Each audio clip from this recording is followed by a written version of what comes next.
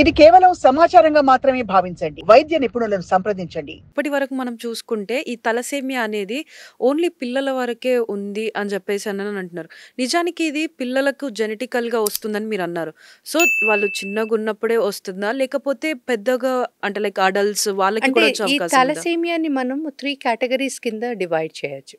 ఒకటి thalassaemia carriers అంటే parents అన్నమాట. అంటే ఎవరికైతే 1 డిఫెక్టివ్ జీన్ ఉంటుందో వాళ్ళు థాలసేమియా క్యారియర్స్ ఉంటారు. ఓకే. వాళ్ళు అసిమ్ప్టమాటిక్ అన్నమాట. సో వాళ్ళకి సింప్టమ్స్ ఏమి ఉండదు. They are quite normal.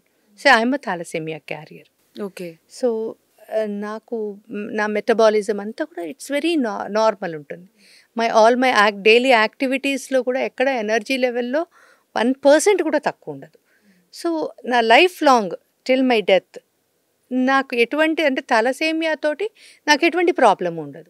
కానీ what I do because I married my husband is also thalassaemia carrier.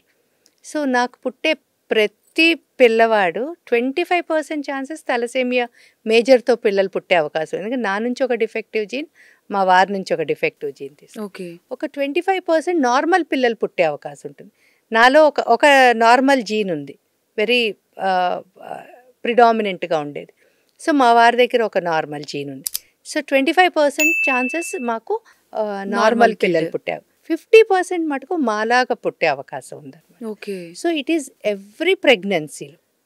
So అందుకోసమే మేమేం చేసాము మా సొసైటీలో స్టార్టెడ్ ప్రీనాటల్ డయాగ్నోసిస్ ఒకటి స్టార్ట్ చేసాము. పిఎన్డి అంటారు.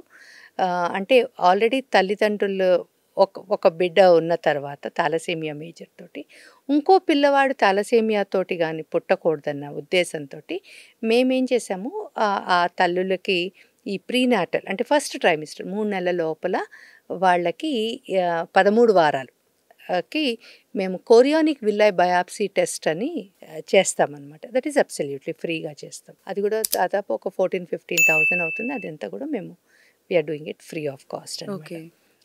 సో అది రీసెంట్గా స్టార్ట్ అయింది, 1 year అయింది మా సొసైటీలో. ఇదివరకు మేము బయటకు పంపించేవాళ్ళం, ఇప్పుడు ఇన్ హౌసే. So under 1 umbrella. ఇదే కాకుండా అసలు మాదేంటంటే కేర్ అండ్ కంట్రోల్.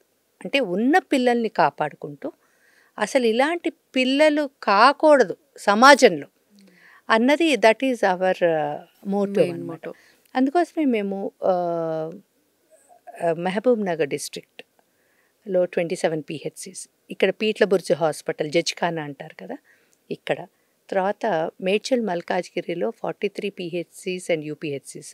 వీటన్నిటిలో కొన్ని హాస్పిటల్స్ ఇన్ కర్ణాటక, కొన్ని అక్కడ కూడా మేము చేయడం జరిగింది. దాదాపు 52,000 మంది పైన మన తల్లులకి మేము ఈ టెస్ట్ ఉచితంగా చేయడం జరిగింది. Okay. And it is an on going process. Everyday మేము చేస్తూనే ఉంటాం. It's an on going process అనమాట.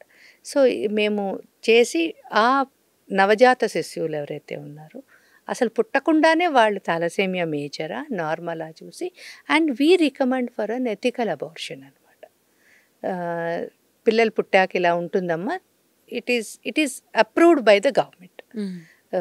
సో అని మేము వాళ్ళకి కన్విన్స్ చేస్తామన్నమాట, not to have an another child. So మా మోటివ్ ఏంటంటే thalassaemia free Telangana. Ultimate goal ఏంటి అంటే థాలసేమియా ముక్త భారత్. సాక్షి టీవీ ప్రసారాలను నిలిపివేయడం చట్టరీత్యా నేరం. సాక్షి టీవీ ప్రసారాల కోసం మీ స్థానిక కేబుల్ ఆపరేటర్ను వెంటనే సంప్రదించండి. DTHలో ఇంటర్నెట్లో కూడా సాక్షి టీవీ ప్రసారాలను వీక్షించవచ్చు.